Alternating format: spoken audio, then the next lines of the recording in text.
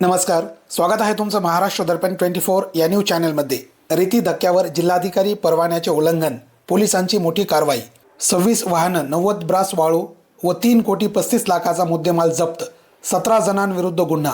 जिल्हाधिकारी यांच्या परवान्याचे उल्लंघन करत दुधना नदी पात्रात मोठ्या प्रमाणावर सुरू असलेल्या रेतीच्या धक्क्यावर नियोजनबद्ध कारवाई करत पोलिसांनी अवैध खननाला मोठा आळा घातला आहे।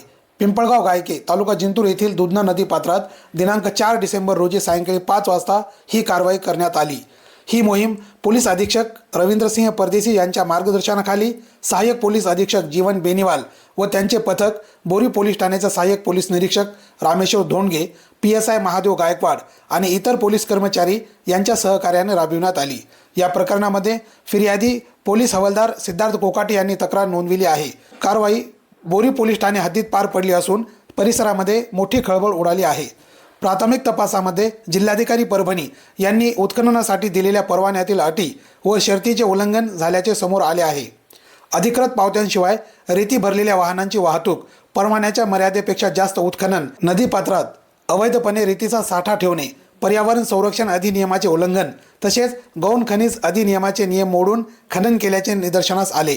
या प्रकरणामध्ये 17 जणांविरुद्ध गुन्हा दाखल करण्यात आला आहे। कारवाई दरम्यान 26 वाहने ताब्यात घेण्यात आली आहेत। त्यामध्ये Hyva, dumper, tractor trolley, Poclain machine, 4 चाकी वाहन आणि मोटारसायकलींचा समावेश आहे।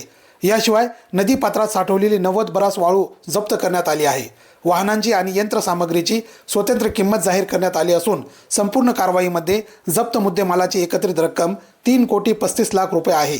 या रकमेमध्ये एका 4 चाकी वाहनामध्ये आढळलेली 5 लाख रुपयांची रोख रक्कम देखील समाविष्ट आहे। या प्रकरणी गुन्हा रजिस्टर नंबर 306/225 नुसार कलम 303(2), 3(5) BNS तसेच गौण खनिज अधिनियम 48(7)(8) आणि पर्यावरण संरक्षण अधिनियम कलम 5 आणि 15 अंतर्गत गुन्हा नोंदविण्यात आला आहे।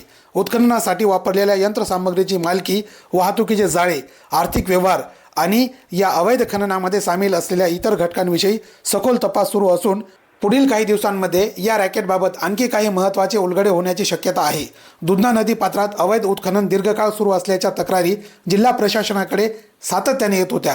पर्यावरणाला होणाऱ्या हानीकडे लक्ष देत प्रशासनाने कडक भूमिका घेतली असून अशा प्रकारच्या कारवाया पुढेही सुरू राहणार असल्याचे संकेत मिळत आहेत। या कारवाईमुळे अवैध उत्खननामध्ये गुंतलेल्या बेकायदेशीर घटकांमध्ये मोठी खळबळ निर्माण झाली आहे। ब्युरो रिपोर्ट, महाराष्ट्र दर्पण 24।